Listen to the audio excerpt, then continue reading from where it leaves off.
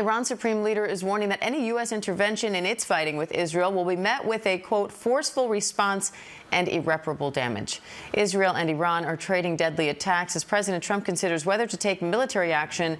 Now the Ayatollah says, quote, war will be met with war, bombing with bombing, and strike with strike. Iran will not submit to any demands or dictates. I want to bring in global affairs expert Qanta Ahmed for more on this. Qanta, thanks so much for joining. I know you're in Israel right now. What's it like there? Actually, last night was the first night people had some contiguous hours of sleep. I know you're very interested in sleep. There were no strikes, no missiles landed, and no fatalities or victims. Iran's capabilities are obviously being degraded. When Iran says that there will be irreparable harm, I believe it is the Islamic Republic of Iran that has been irreparably harmed. We believe its missile capabilities, missile launches, missile caches, ability to rearm, access to fuel, all of that has been degraded. Israel has been flying missions further targeting two centrifuges, one of which is in Tehran, one elsewhere, to further set back their nuclear program. And the atmosphere here, people are so extraordinarily resilient. We're hearing businesses are opening, schools remain closed, people are going for takeout. Every day I see more traffic, and I was able to see two major healthcare centers here and bring some of that footage to your viewers.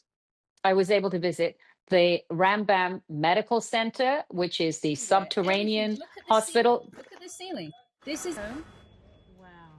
Which this is the Ichilov Medical Center that you're showing on the screen. Which is the Central Trauma Receiving Center with the CEO of the Ichilov Hospital and the Chief of Trauma Surgery.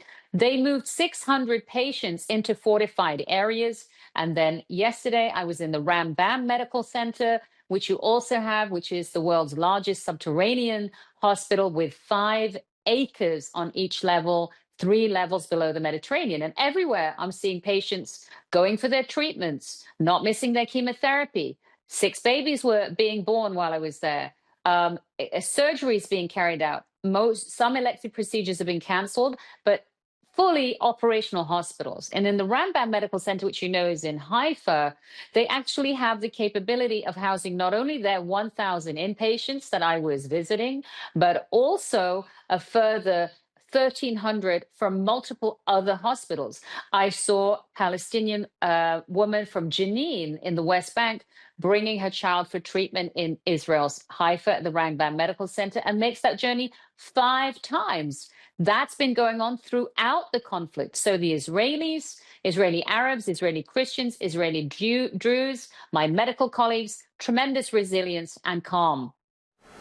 Now, you have a long-standing relationship with the IDF. You were set to embed with them on this trip. What can you tell us about the military strategy right now?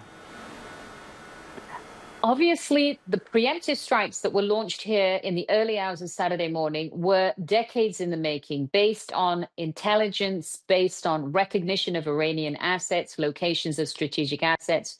It is a breathtaking performance that the Israeli military has conducted. I believe we are in what will come to be known as another 6-day war. We're in day 5. Israel has complete impunity over the airspace of Iran. Israel is actually conducting missions by broad daylight. We, as civilians, are seeing less ballistic strikes at night, less UAV drones. I don't believe it's because they're saving it for some kind of finale in some appalling attack. It is because the capabilities, both military and political, have been seriously degraded. In terms of the Israeli military, I was speaking to a major that is deployed in Rafah just late last night, who reminded me that operations are still full strength against Hamas. 2 IDF soldiers were tragically killed earlier this week when IEDs placed by Hamas exploded.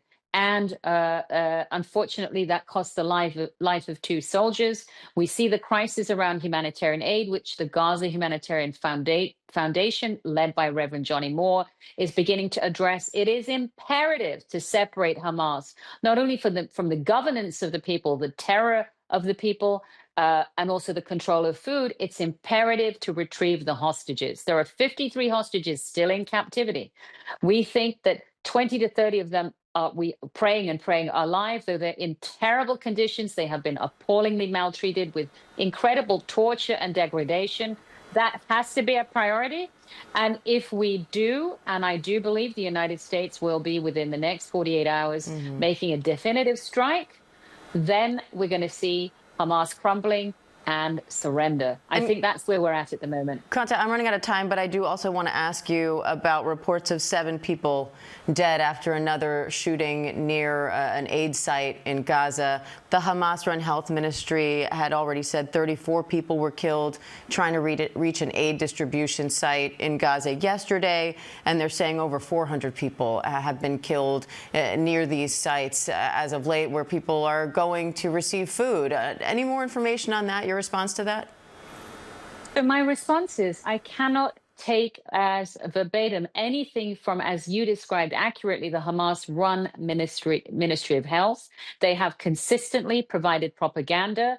We know that they exaggerate to their benefit the deaths and also implicate the murders of their own civilians, which often they're attacking themselves to put with impunity on the Israeli blame.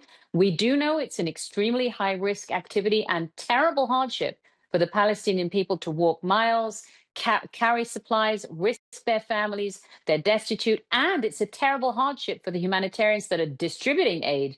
But this is the operation, and so I would hesitate to confirm any of the numbers that you're citing until I have more information. All right, global affairs expert Qanta Ahmed, thank you.